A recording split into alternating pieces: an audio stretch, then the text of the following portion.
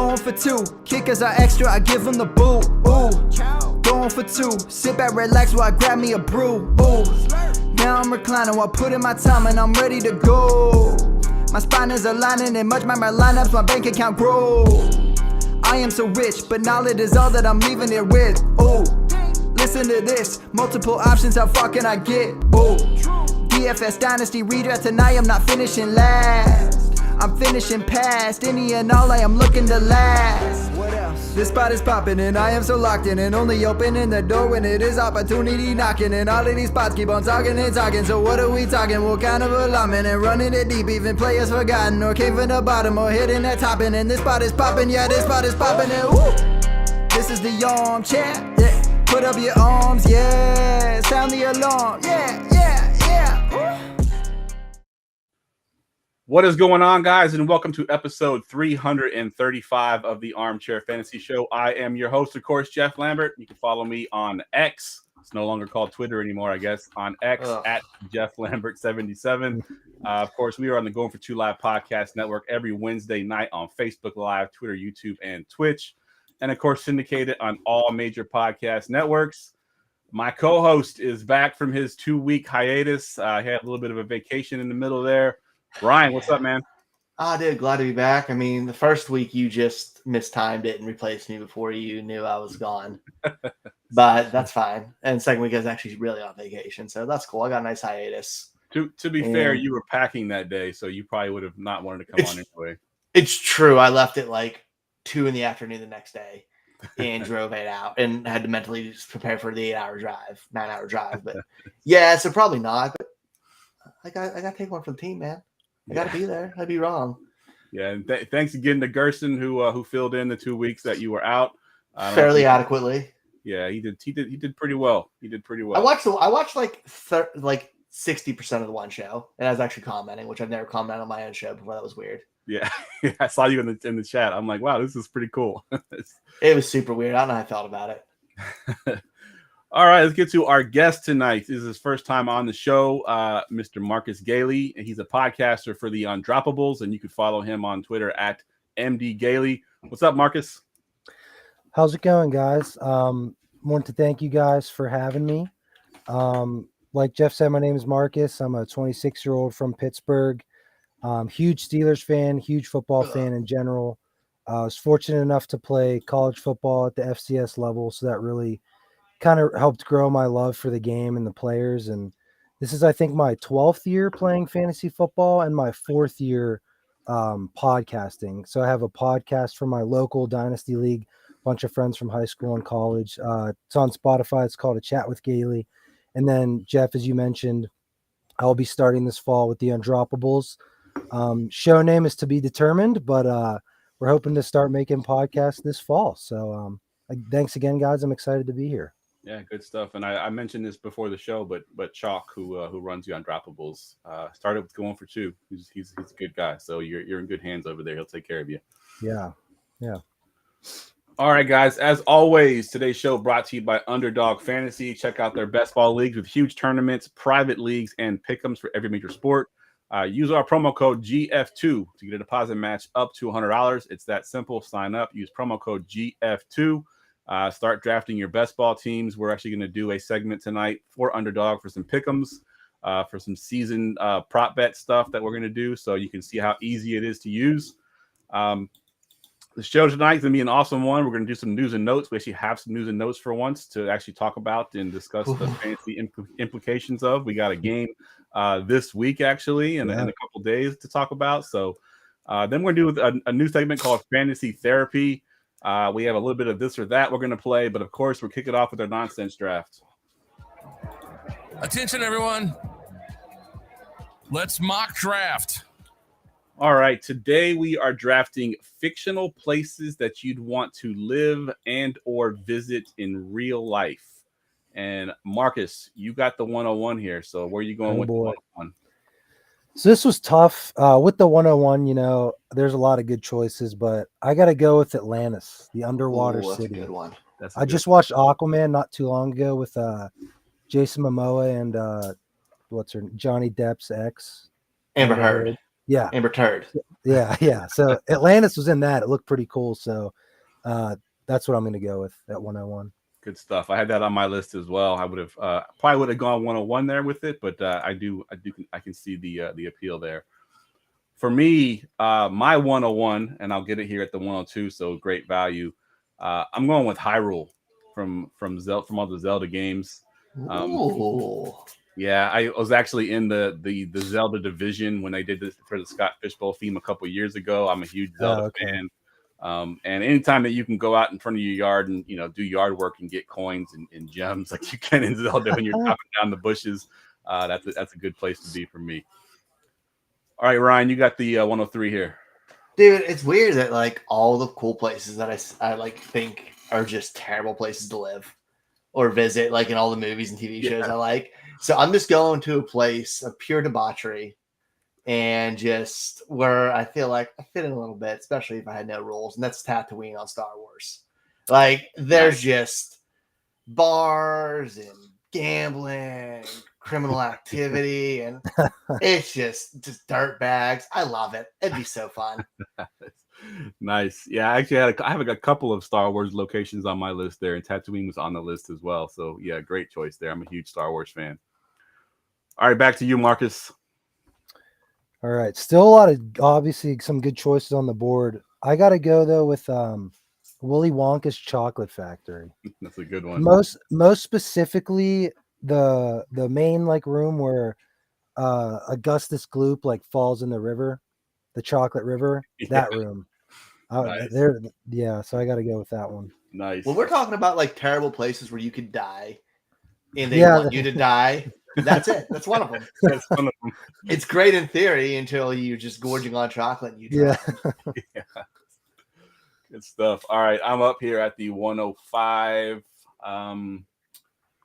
And I'm gonna go. I'm not a huge fan. I'm not a fanatic like some people are. My daughter's a big fan of this particular series, book series, and movies.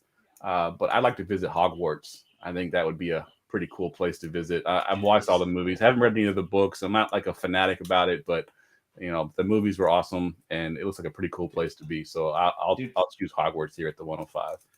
Play the video game. It's like you're living there. It's awesome. I've heard it's really good. It's really good. It took up a lot of hours of my life, and it feels like you're there. All right, Ryan, 106. Oh, I'm going Asgard. Like this beautiful place with all the gods and like just I don't know, man. It just seems amazing there, and like everything's perfect. Yeah, it's like the complete opposite of Tatooine. I probably wouldn't fit in at all, but it'd be kind of cool to go for like a long weekend.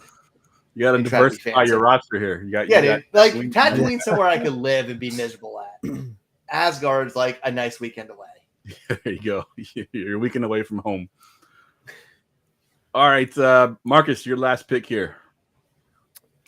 All right, I'm between two, but I'm gonna go with Mount Olympus. So I'm half Greek myself, so figured I might as well pay homage to some of those Greek gods. Go see what Zeus, Poseidon, those guys are up to. Seems like a pretty cool place. So nice. That's what I'm going with. Good stuff. All right, my last pick here at the 108. I still got a lot of names on my list here, but I'm going to go with a pretty simple one. I spent a lot of hours with my daughter playing this video game, and I'm just going to give the name Animal Crossing. You live on the little island. You get to build your little house and fish and everything else you get to do on the island. It's peaceful. There's not a whole lot going on. So I'll go with whatever the Animal Crossing world is called. I don't even know what it's called. I just called it Animal Crossings. That's my choice at the 108. Ryan closes out the 109. I'm going to go with Middle Earth from Lord of the Rings and kind of chill with some hobbits. I'm going to stay out of the dangerous places. But there's a lot of cool stuff to see there. And I feel like I have a good time.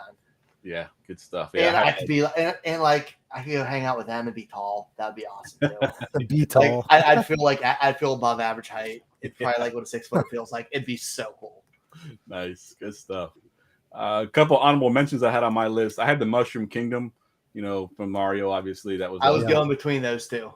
Yeah, that was on my list. I had Atlantis. I had Cloud City from Star Wars. That was my choice of places to be. What about y'all? I bet y'all didn't get to mention that you wanted to say real quick. I was gonna say the Westeros from Game of Thrones, Game of but Thrones, it's just yeah. far, far, far too terrible of a place where nothing good ever happens for anybody. You just die. So I'm like, it's a little bit too dastardly. That would have went well with your dying theme, though. With the It would have, and I Tatooine. tried to, diversify and like not get somewhere I die immediately. What about you, Marcus? That you mentioned?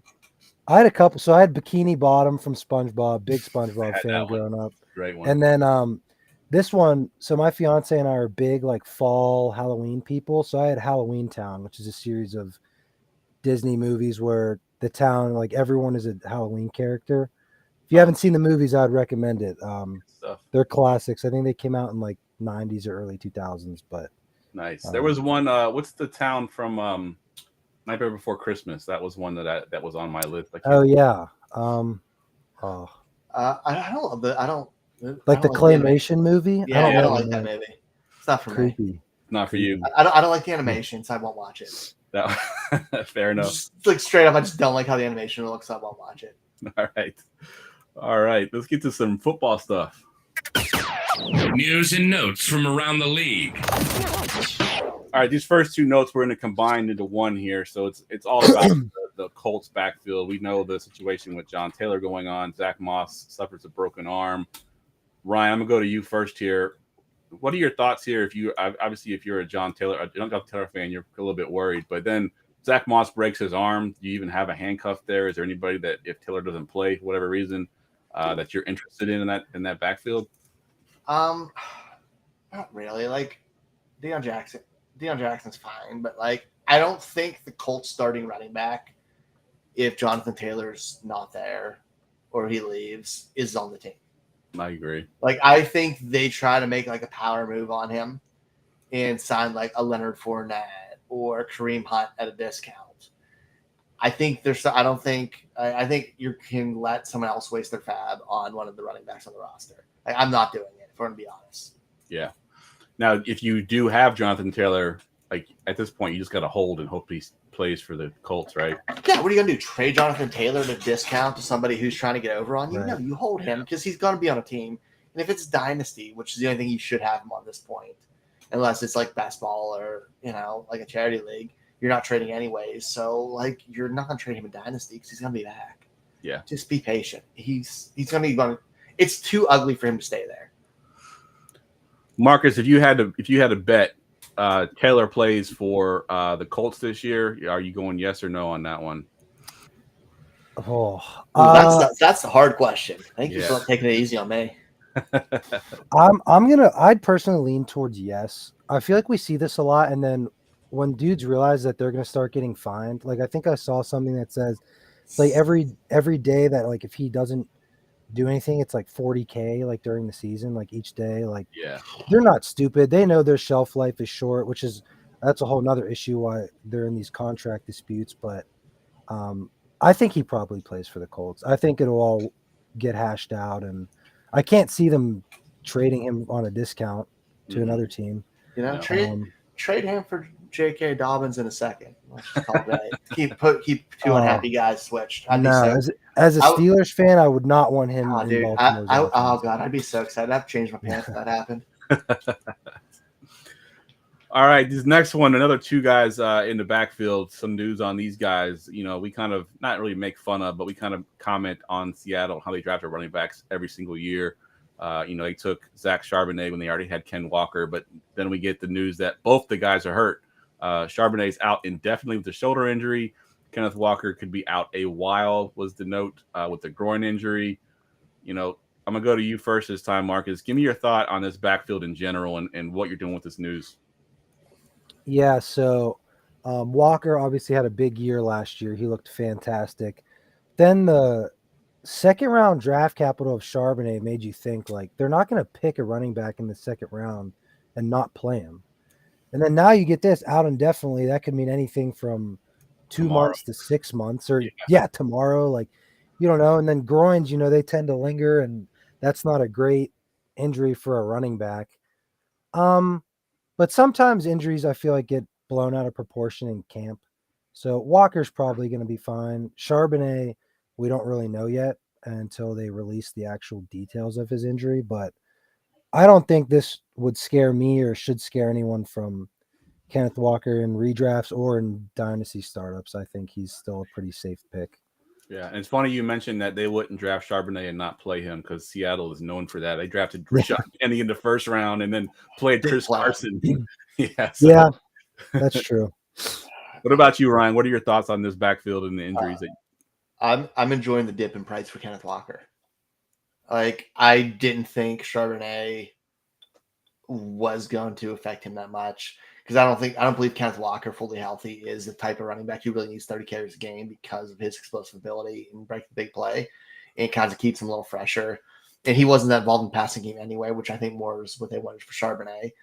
But if he's healthy, and they said it wasn't that bad, they kind of expect him back fairly soonish compared to indefinitely, I feel a little more confident with that. And like, enjoy the round or two later you get him and load up on other positions, because if he's back by week 3 of the season, that's a win.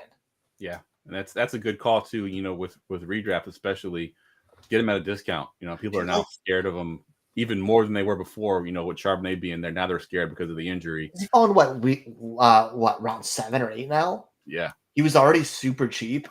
If you're getting him at 7-8, if he misses 3 weeks, that shouldn't even bother your starting lineup. That's your flex play when you're drafting that late.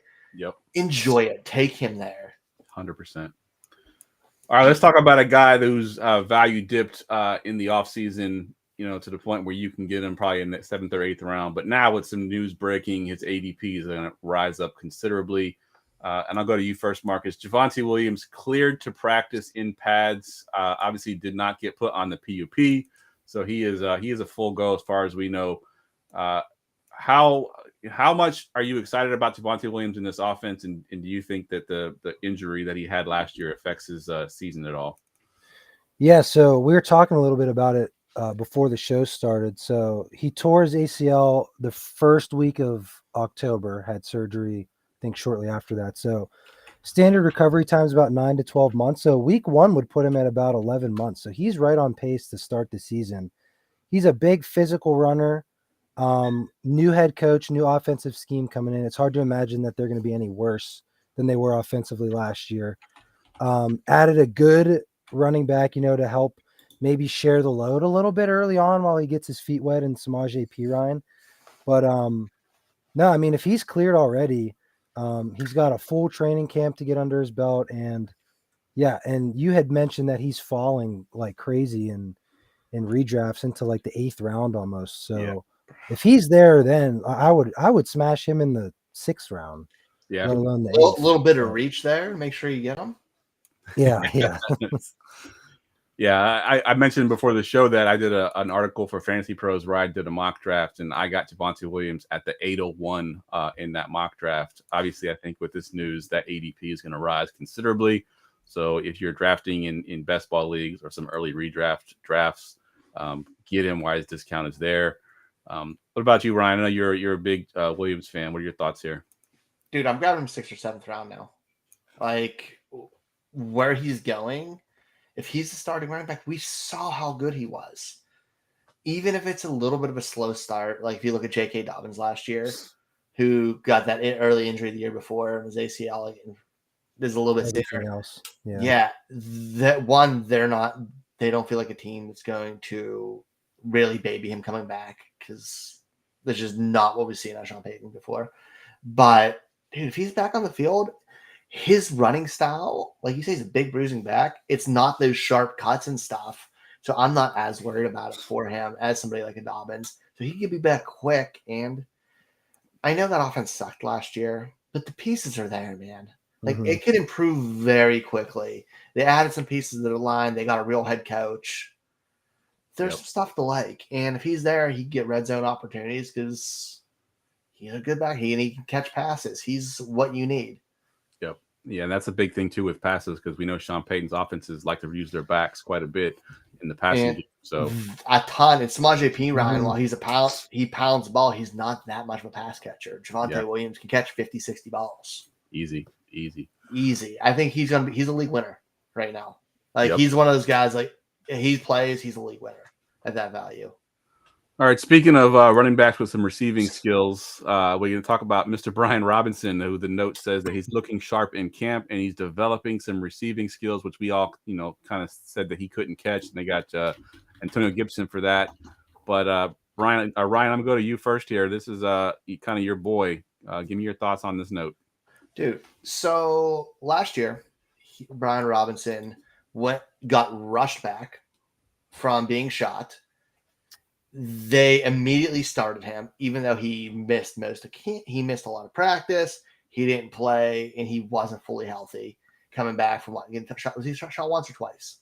When he had Twice, two gunshots? I think. Was it twice? Yeah, I think. And he played immediately after that because the team wanted him back. I know it's a little bit different regime, but that tells you something about the talent and a full offseason of being healthy. And the fact they're talking about him being all around in his pass catching, that's huge. Yes, Antonio Gibson's going to get some, but this isn't a team that's going to be throwing the ball a ton with their quarterback situation. Yeah, with Sam Howell, they're not going to run. They're not going to throw the ball a ton, even though they do have nice weapons. But they're going to play good defense and run the ball. There's a good chance they're a top 10 team in rushing attempts, so they can both be reliable. And if it's close games, he's going to be the one pounding the rock. Yeah, agreed. What about you, Marcus? What are your thoughts on Mr. Brian Robinson Jr.? Yeah, so coming out of Alabama, I actually wasn't super high on him. I thought he was one of the worst Alabama backs in a while. Now, granted, that's some pretty elite company when you're talking about Derrick Henry, Josh Jacobs, Damian Harris, Najee Harris, guys like that. But it was hard to judge him last year just because of the tragic injury, getting shot. I don't know if anyone's ever come back as quick as that in the NFL and played. But one thing I do like about him is he is so strong at the point of contact, and he's such a physical player. I think there was one clip, I forget who they were playing. It was on the goal line. He dragged 5 dudes in for a touchdown. I remember that. So, if he's fully healthy now, he gets a full training camp. I know that, Gibson's obviously a more established pass catcher at this point in his career, and people are saying that they drafted Chris Rodriguez. They went and got him, but Stop. no, yeah, exactly. Yeah. So dude, he had 214 touches in 12 games. Yeah.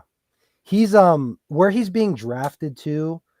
Yeah, I think it's a good play. And like you said, with their quarterback situation, they're not going to ask Sam Howell to throw 35 times a game. That's just not going to happen. So Yeah, I agree. I think Brian Robinson is going to be the workhorse there. And it's crazy that Gibson, who is even listed as the backup, is being drafted ahead of Brian Robinson in most of the drafts I've done.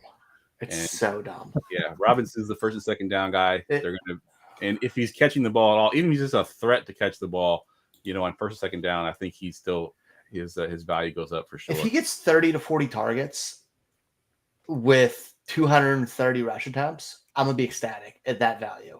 That's RB2. That's an RB2 right there that you're getting around 11, 12. Yeah. You're getting he's just going so late. Yeah, that's the thing. It doesn't make sense with him and Gibson. It's so, I'd say it's frustrating, except I love it because I'm grabbing it everywhere. Because you're buying all the shares. Yeah. Good stuff. All right, let's start we're going to do a new segment tonight. I got no drop for this segment. I'm not even sure how I came up with this idea, but we're calling it Fantasy Therapy. Essentially, we're going to air out all of our biggest fears. What are some of your strongest takes that you've had this offseason? If they end up going horribly wrong this season, and you might need therapy next year to talk about it. And I'm going to go to you first, Marcus, to give me one of your guys. I know a lot of Ryan's, strong takes. So let me hear some of yours. What is a strong take that you have that if things go wrong this season, you might need therapy?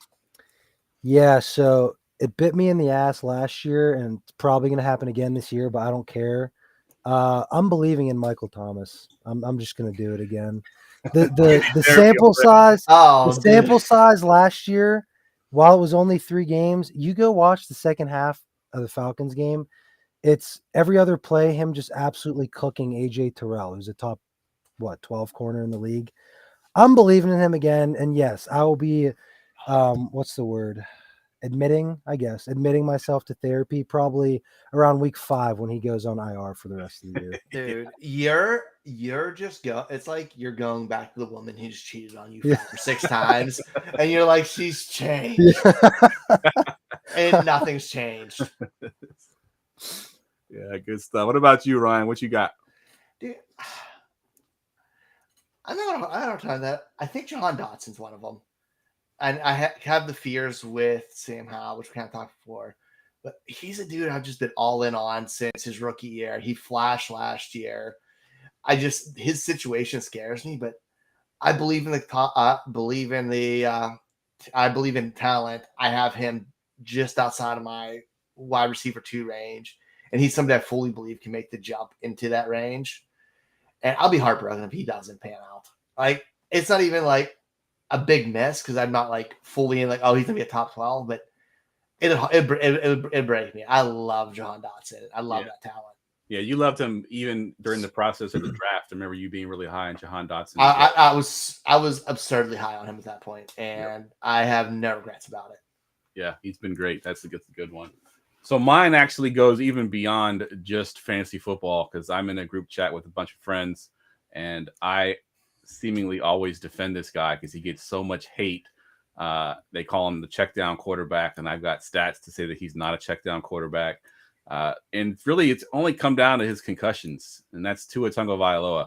I've gone on record saying if he can remain healthy for the full season next year, he'll be in the MVP race. I really do believe that. I think, we saw what he did last year in the first 7 or 8 games when they were undefeated. Mm-hmm. He was lighting it up. Some of the stats that I had, he actually led the league last year in ADOT, average depth of target. You think of him as a check down quarterback, but he was actually targeting players deeper than he ever has. He had actually the 3rd most deep completions, and that's deep completions air yards, not like dump it off for a 2-yard pass and then Tyreek Hill takes it to the house. This is 20 yards or more in the air. Only Josh Allen and Russell Wilson had more. And then he had the 3rd least interceptions on deep balls as well. He only had 2 interceptions on deep balls. Only Tom Brady, Patrick Mahomes, and Joe Burrow had less. I think Joe Burrow had exactly the same as he had. So those are all good quarterbacks to be listed with. And, those weapons are still there. He still has Jalen Waddle, still has Tyreek Hill. He's got some new weapons, from the offseason. Offense is going to be pretty good, I would think, with Mike McDaniels behind the helm of that. So I think Tua, and the caveat obviously is he has to remain healthy. I think they'll find a way to keep him upright, keep him healthy. If there's a positive spin on concussions, is it doesn't affect your athletic ability. It's an injury, obviously, and it takes you out of the game, but it's not like it's a knee injury. He's not coming back from a knee injury. He's not coming back from a torn, ACL or Achilles. It's just all mental at this point. If you can just stay healthy, stay on the field, I think you'll be fine. Mental is the quarterback game, though. You got that foggy mush brain. Yeah, and that's the key. If he has to obviously get over those concussions that he's already had and don't have any more concussions. Don't take those big hits. Find a way to get down. Tom Brady was the king of that. Like as soon as he did that, the protection broke down. He just fell on the ground. You just go down. Yeah, he wasn't taking that hit. Just fall down. I know you got a little bit of athletic ability and you can run, but just go down. Dude, just go down. He's not like built. Like, he's a skinny dude. He takes hard hits. He does. His normal hits are just look hard. Yep, exactly. All right, let's go back around one more time. Give us another one of your fantasy therapy guys. Ryan, I'll go to you first this time. This is the one because I have him very high in our dynasty rankings. We do go for 2, like absurdly higher than everybody else, and that's Dameon Pierce. I fully believe in Dameon Pierce. I'm at RB 15 right now. Wow, that is high. Yeah, I know. And again, he got so much volume as a rookie. He had 250 touches in 12 games. That offense, Devin Singletary isn't the kind of player that says, I don't trust this dude to be my workhorse back. Like, the team showed that they believe in him. And this team's going to protect their rookie quarterback. This team has a pretty good offensive line. Actually, a really good offensive line. He should match this year. And if he doesn't, it'll devastate me. Like, I think he's a great talent. I think he runs hard. I think he makes plays for them. And he's a true every down back. And it'll kill me if he's not good. Yeah, he was one of my targets in the Scott Fishbowl. Unfortunately, I didn't land him, but the volume is going to be tremendous in that offense. I think that offense or that team wants to run the ball and play good defense with their new head coach, and I think that Pierce is going to be a big part of that. So yeah, he was my big buy in the Scott Fishbowl podcast we did, talking about guys are shooting for with that volume for the running back position. Yep, dude, it's going to be this team wants to run the ball. DeMeco Ryans is not playing. That they're not playing throw the ball around. He's a defensive guy. He's going to run the ball. Yep. And Jamie's trying to be sarcastic here because he's a 4th round pick. All right, Marcus, what do you got for your last therapy player? So I got a couple rookies here actually. So I have Cedric Tillman greater than Jalen Hyatt. So I'm a big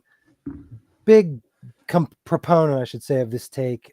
I had the chance of watching Tennessee play Pitt last year, being in Pittsburgh, and I watched Cedric. What's that? I was there too. Oh, were you? Yeah. Yep. Yeah. So I watched Cedric Tillman go for 10 and 170 and 2 touchdowns on Pitt, who has a very good defense. And he had a really good 2021. He got hurt for a short period of time. Then we know, obviously, Jalen Hyatt proceeded to have the season he had, won the Bolitnikoff, lightning fast. But I just think that Tillman being 6'3", 215, ran a low 4.5, has good hands, can run good routes. I just think his body type and his game transfers to the NFL better than someone who's 175 pounds soaking wet. Like, we've seen those guys come and go, and some can be effective, but more often than not really. So so if Jalen Hyatt ends up being amazing and Cedric Tillman stinks, it's not going to look good for me. Not going to go good for you. I almost went Jalen Hyatt as a guy that would hurt me if he did bad. Because he's a big, I'm a big Hyatt guy. Yeah. I mean, you can't teach speed. That dude is on the field too. It's actually ridiculous. Fast, man. Yeah. Yeah. They said that they clocked him if it was 24. 24 miles an hour, which would be the highest of any player. I think Tyreek had the record before that. So that's insane. Those clocks are cooked when it's your home team. Yeah, absolutely. But still, I mean, even if it was 23 or 22, that's still flying. He roasts. I like Tillman a lot too. I was pretty high on him in my draft process. While they're within 2 spots of each other. Yeah, that's where I've seen them going to. They're pretty close. Yeah. Good stuff. All right. My last guy is going to be Mr. DK Metcalf, who I think people have forgotten is still an alpha receiver. I don't know how. Last year, people think, he had a down season, which he did fantasy-wise, but he had a career high in receptions, a career high in targets. He was 3rd in the league in red zone targets. He was 1st in the league in red zone target share at 40%, which is a pretty insane number. I think the closest guy was 33%. So he had 40% of his team's total targets in the red zone. He was 2nd in the league in targets inside the 10. And all of that amounted to 6 touchdowns, which is why he had a down season last year. I am of the belief that if he has any kind of numbers like that next year, that'll be more like 11 or 12 touchdowns along with those receptions and yards. I think he'll be fine. People have pushed him outside their top 12 in receivers. I think he's still a very good, maybe like top 10, top 9, somewhere in that range. But people have forgotten about DK Metcalf, and I don't think we should. So he is my guy if he ends up flopping this year. And I hate to say it because I'm a Niners fan.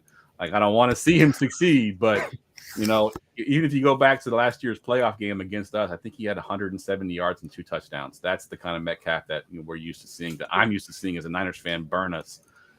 So I think he can do that again next year. I think JSN scares people.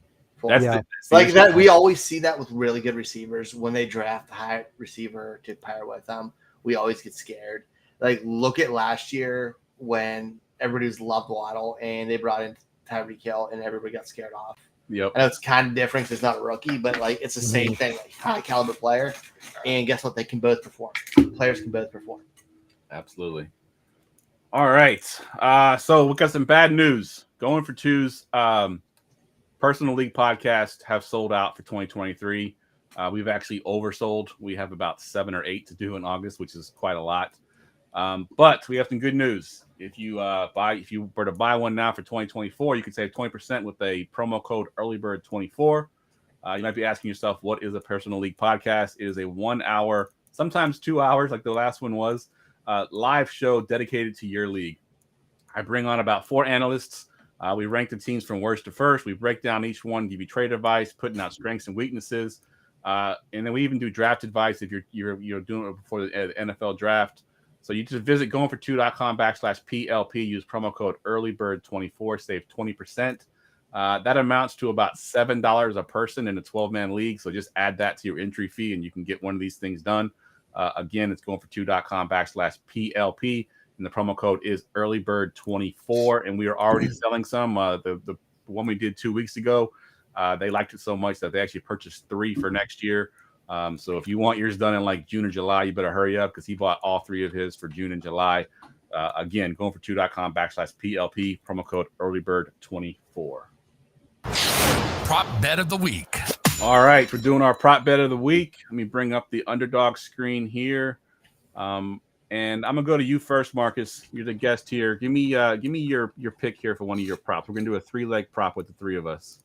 Okay, so this was like for the whole season props, right? Because that's one of the ones I found. Yep. Okay. I thought this was a typo at first, but I guess it wasn't. Brandon Ayuk over 4.5 receiving touchdowns. All right. Oh, that's a yeah. He had 8 last year, and I think 5 the year before, and he's only getting better. And that was with 3 different quarterbacks playing last year. He had 8, so I think getting 5 is incredibly realistic for him. So I think that was the safest one that I found. Yeah, that's actually a really good one. I hadn't looked at him, but yeah, I mean, you're right. He had 5 in his rookie season, I believe, or no, 5 2 years ago. He had 5 and 8 last year, and you know, I think he's now the number 1 target in that offense. So that's a great choice there. Ryan, what you got for your leg? Mark Andrews over 800.5 yards. Dude, Mark. I mean, Mark Andrews, while other than 2020 in the last 4 years, because he only played 14 games that year, he's hit that every single year. We had 852, 1361, 847. And those 800 years, he did not play full seasons. I don't care what receivers they brought in. He's the wide receiver 1 in Baltimore. His market share is absolutely absurd. And him and Lamar have something special. And he's also not going to be getting double team bracketed and just every team focusing only on him every game this year. He should have another very good season. Yeah, I like that one. That's a great one. So I just went on and on about Mr. DK Metcalf, and that's going to actually be my leg in this. And Please tell me it's an under. It's an over. It's a higher than 7 receiving touchdowns. He had 6 last year in his down, quote unquote down season. I think with all that stats I just gave about DK Metcalf, I think he could beat that receiving touchdown mark of 7. So that's our leg this week.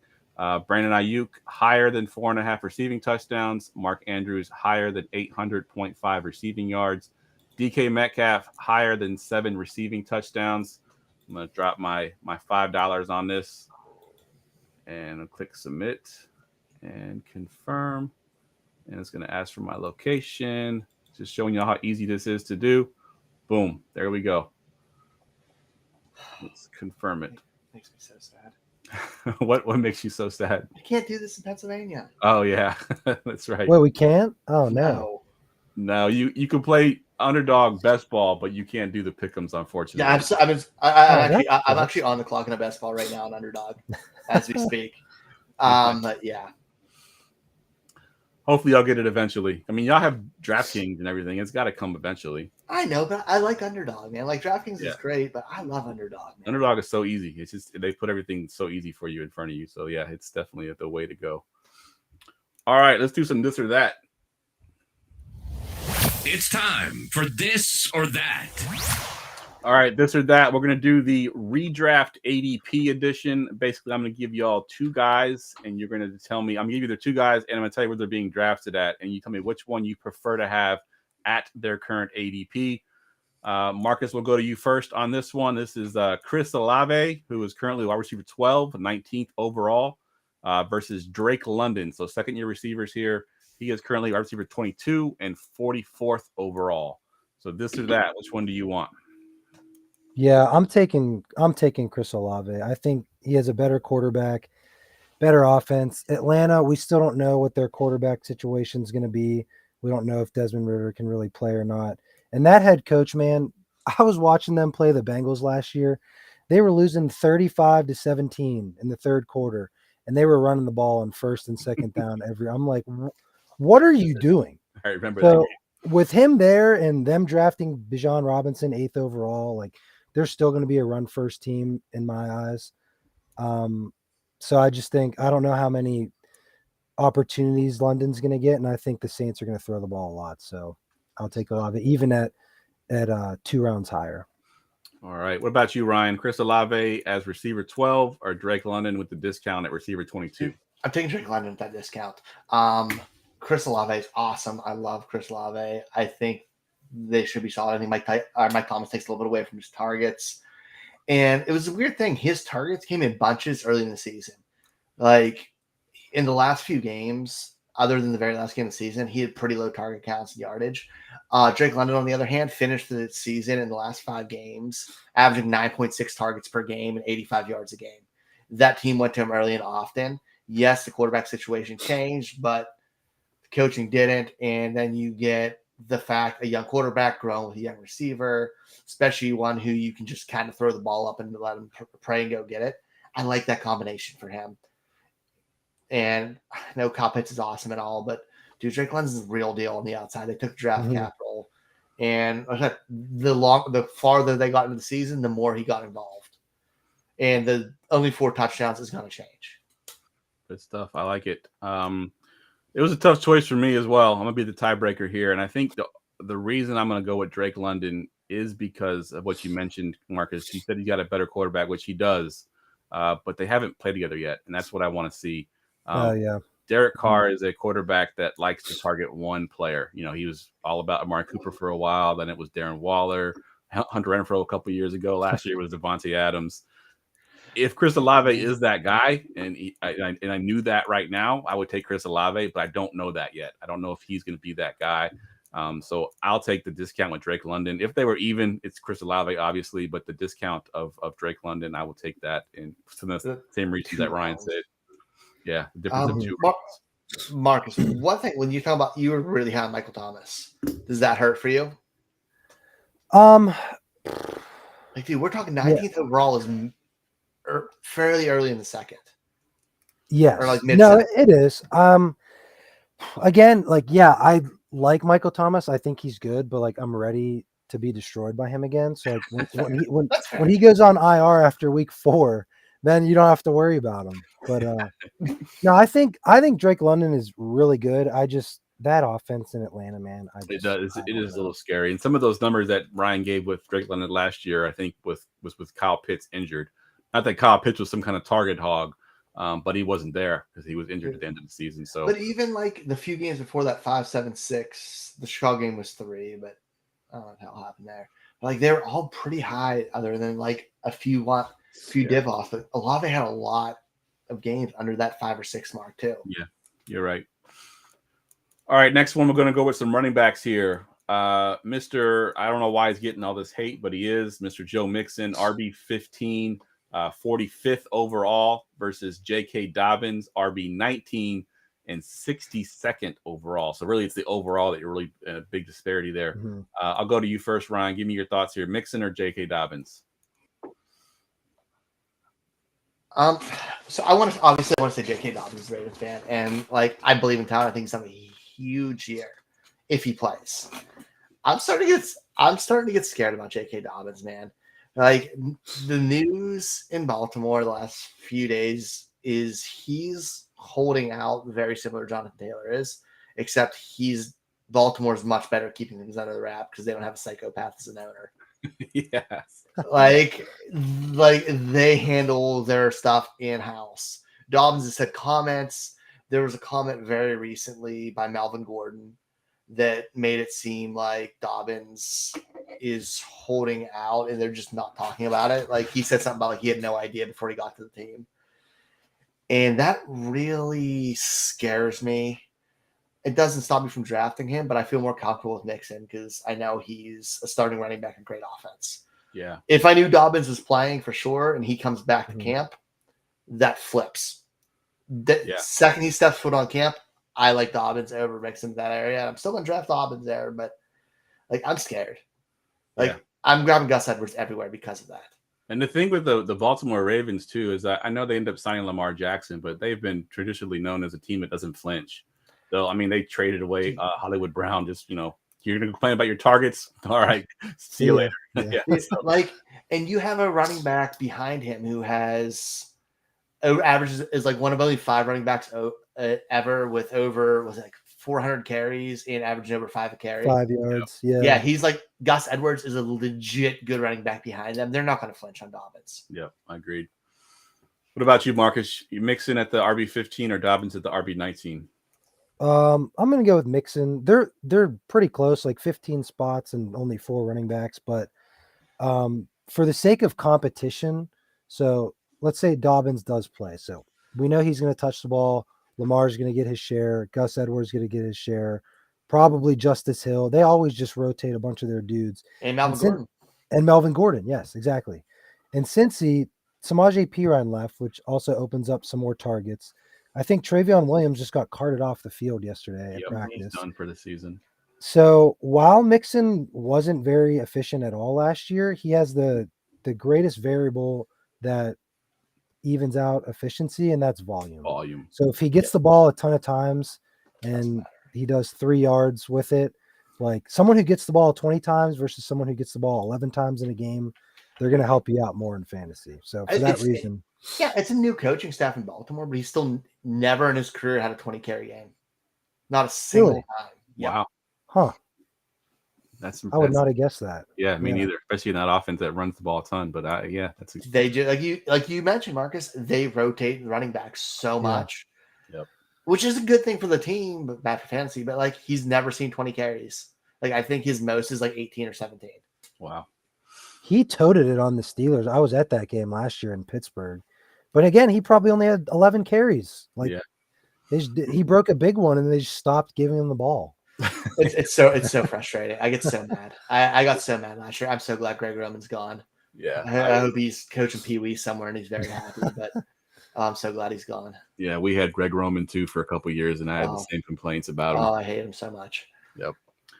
All right, let's do some tight ends here. We'll go to you first, Marcus. Here we got Darren Waller, tight end 7 and 77th overall.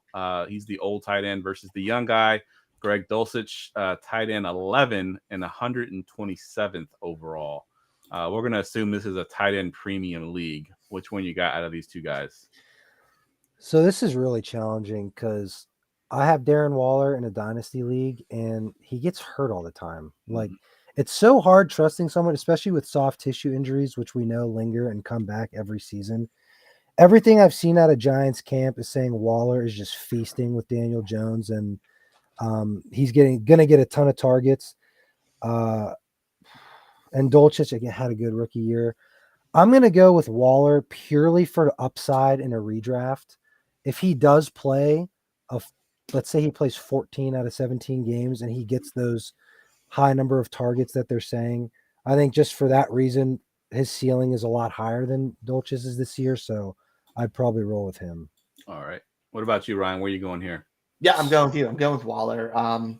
We're talking with Dulcich, like the upside's there, but it's still a huge question mark. And when you get that late in the tight end conversation, it's a crapshoot. Not only is Waller, like you said, Daniel Jones likes him. He's also something different that team doesn't have. That team does not have a wide receiver who's a red zone threat. Their wide receivers are all Ryan 6 foot. they're all my height. they're all tiny fellas, and there's nobody in the red zone there.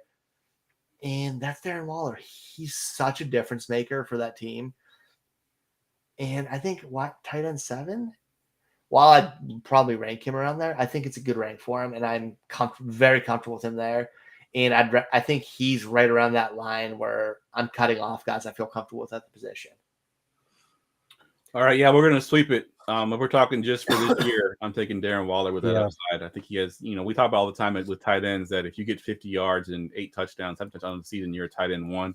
I think Dulcich can do that and be a tight end 1 and be like tight end 10 or whatever. But Darren Waller has the ability to do much more than that. I mean, we saw, was it 2 years ago, he had like 13 targets in week 1. He is a target monster. He does have the touchdown upside because of what Ryan mentioned. Most of his receivers there are small, so it'll be Darren Waller, getting those red zone looks. So his upside at the tight end 7 spot, if he ended up at tight end 2 or 3, we wouldn't be surprised. We've seen him there before, so that's a ceiling that I don't think they have with Dulcich. So, all right, let's do a quarterback one. Yeah, we probably got time for both that are left here. Let's do the quarterback one here. Ryan, we'll go to you first here. Mr. Kirk Cousins, QB 13, 112th overall. I picked 2 boring guys. These are like the most boring quarterbacks. This is so boring. Versus Derek Carr, who's QB 20 and 151st overall. Which of these boring guys are you taking? With how late they're going, we're going to be honest, at like 112, 151, I don't give a shit about ADP. Like, you're just taking who's there. And Cousins, I think, is going to throw the ball a lot this year. I know Alexander Madison, blah, blah, blah. He's great. I don't think he is. But this says what they're going to throw the ball a lot with Justin Jefferson and Addison there. And their defense has lost a lot of pieces. I think he's going to throw the ball around a lot this year. And the Saints are going to play good defense and run the ball a lot.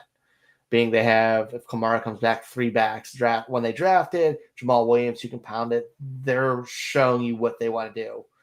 And so is Minnesota, and that's use those wide receivers they have. So I'm going to go with Kirk Cousins. All and right. That late, I don't care. What about you, Marcus? Kirk Cousins at QB 13, Derek Carr QB 20.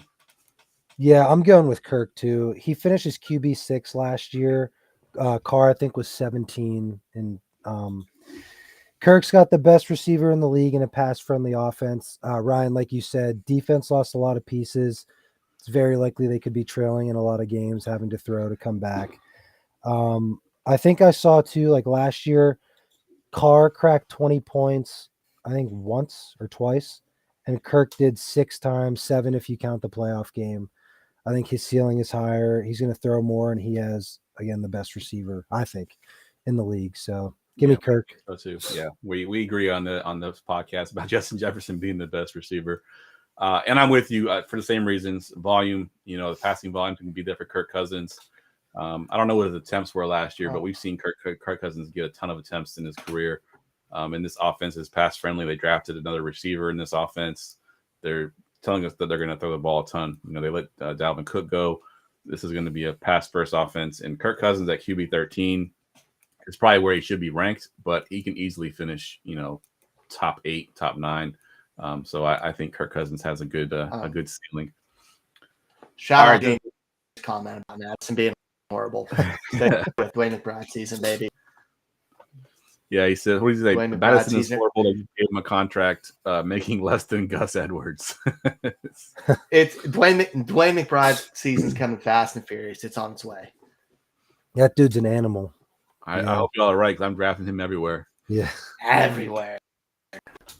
All right, this last one I put on here just for Ryan. I didn't know that he was going to pick Dameon Pierce as one of his guys for fantasy therapy, but Dameon Pierce, Ryan, he's RB22, 69th overall versus he's going to be Robinson, RB37 and 100. I am so conflicted on this. That's rough. But that's a rough question for him. Like, I'm going to go with Brian Robinson at that value. I fully believe he can be an RB2. And I have Pierce as a high-end RB2, which isn't that huge of a difference when it comes to fantasy. And at that price, I want Brian Robinson, man. He's probably my most drafted player. He's probably my most drafted player this year. I love them both, but dude, at 110 for a starting running back, it's stupid. Yeah, I think if you look at and I'll get to you in a minute, Marcus, but I think if you look at what you could get around Dameon Pierce's range as far as a receiver, and then you also get Brian Robinson later on, I think if you were to switch it the other way around, whereas if you took Pierce first, the receiver you're getting at 110th overall does not have the same upside. So I think if you look at him as a combo, I think Robinson is what you exactly. What about you, Marcus? Are you going Robinson as well here? I am. That AD, that's just so low for someone who's going to get the touches that he is. And even though I agree with you, I think Dameon Pierce is a beast. He runs so hard. They did add Singletary, though, and he's no bum. Like, he's going to get his touches a little bit as well. So with Robinson being, what did you say, like 110? 110 overall. Yep. Yeah, that's that's too low. So it has to be him over Pierce. RB30. Yeah. That's Come insane. on. He's not even a flex spot at that position. Yeah. He's outside of that. All right, great stuff. Let's finish it up here. That's insane. Get ready for goingfor2.com's Forgotten Fantasy Player of the Week. All right, Marcus, we've been doing this segment for a while. We actually switched it up this year. This is the first year where we're having the guests give us hints, and we have to try to guess it. We haven't done one in a while, though. We didn't do it all the month of July because the shows we were doing were too long. So we haven't done one in a while. So we're out of practice here. So go ahead and give us your hints for your forgotten fantasy player. All right, here we go. So he's a running back, played from the years 2008 to 2017. Started his career with the San Diego Chargers before going to Carolina and then finishing his career in Buffalo. He had 11 rushing touchdowns in 2010 and 10 total touchdowns in 2011. You said he started in San Diego? Yep. And went to Carolina. I was thinking Again? San Diego. He went to that threw me off because I was like, I got all these running backs in my head that popped up, and then I'm like, no, but I said one of them, Michael Burner Turner, went to Atlanta. He didn't go to Carolina. Darren Sproles went to the Saints, so that's not a choice. It's a Carolina. I doing Sproles. That's what I was thinking too, but he didn't go to Carolina. Yeah, it's not him. Who's that other guy? You're gonna get it. One of you two is gonna get it. I can see the wheels are turning. 11 rushing touchdowns in 2010 and 10 total touchdowns in 2011. Two? He played 1 year for the after Bills to finish out his career. What's that? He was in the Bills. The last one. So Yeah. the Chargers. He was on the Panthers. Carolina. Yes, or I think it was actually split. It was one with San Diego and one with Carolina. He had a few good years in Carolina too. Ryan Matthews comes to mind. Is that the other running back's name? But he went to Philly, I think. I forgot about him. Dude, that's who I was about to say. Yeah. Drop. Yeah. Not him, but yeah, that was a Um, good name drop. So got any more clues? You've named almost every Chargers running back, but I know, but this guy. all right, I'll get you one more. It's the big guy. Natron Means? No, it's the other one. God, what's his name? He's yes, Mike Tolbert. Tolbert. Yes. Mike Tolbert. My guy. He's like 5'6", like 250. Tolbert? Running downhill. Touchdown guy. Yeah, it was Tolbert. Yep. Yeah. Great pull. I had the wrong name. I knew who it was. I just had the wrong name. I said Natron Means, but I knew who it was. You said, "Oh, the little guy," and I was like, "Yeah, you got it." Yeah. Yeah. Great stuff. Oh, I think Ryan's chopping up here. Oh. Yeah, he's a little bit. Ryan, you're breaking up a little bit. I don't know if you wanted to go and come back. All right, we'll take him out of the. All right, man. That was a great one. That was good. Like I said, we haven't done one in a little while. That was a great pull there. I'm glad. Yeah. One of my favorite players to watch too, because he was just the guy that would come in and fall in from the 1 yard line. Yeah. Yeah. Good stuff. All right, man. Well, that wraps the podcast up. Let's go ahead and give us your Twitter handle one more time. And obviously you have no show to plug yet, but just plug where you're at and what you're hoping to do for the season. Yeah. So looking to make a podcast this fall with another member of the Undroppables. His name's Mad Jester. We're in early talks. We kind of know what we want to talk about, but don't have a show name yet. And I think we talked maybe like once a week or every 2 weeks releasing content. So yeah, it'll be streamed through the Undroppables. Some of those guys are going to help us out with the uploading and editing because I'm not great at stuff. I'm more of just like a show sheet creator, like content idea guy rather than like a tech guy. Yeah, we're going to hopefully get something up starting maybe at the end of the month or September and go from there. But I had a blast. This is my first official appearance on any kind of fantasy show other than my local podcast I make. So nice. Thank you guys for having me. It was a blast. Absolutely, man. And we've had the Jester on a couple of times too this year. He's great. He's the one. Yeah, he actually recommended you. So yeah, he's awesome. Ryan, I'm not sure if your service is any better yet. If you want to plug your Twitter handle, if you can hear me. Nope, doesn't look like he's any better. He's still. At least it waited to the end of the show before it screwed up. Oh, I know. What happened to him. All right, guys. As always, you can follow me on. I keep wanting to say Twitter. I'm gonna have to get this used to saying X thing. It's at Geoff Lambert 77. Is Ryan? Nope, he's leaving again. Let's see if we can get Ryan back on here. If y'all haven't got into our Discord yet, you can find the Discord on my profile. Obviously, you can find it at goingfor2.com as well. We are doing redraft mock drafts pretty much daily at this point. We'll continue to build that up through the season to get you ready for your redraft leagues. Obviously, we talk Dynasty all the time in there as well. So if you got trades, I know Jamie, who's in the chat, he's a big guy in the Discord, always answering questions and asking questions about his league. So again, the Discord is linked in my profile on X and also on goingfor2.com. For Marcus, for Ryan, who had some internet issues, I'm Geoff, and we will see y'all next week.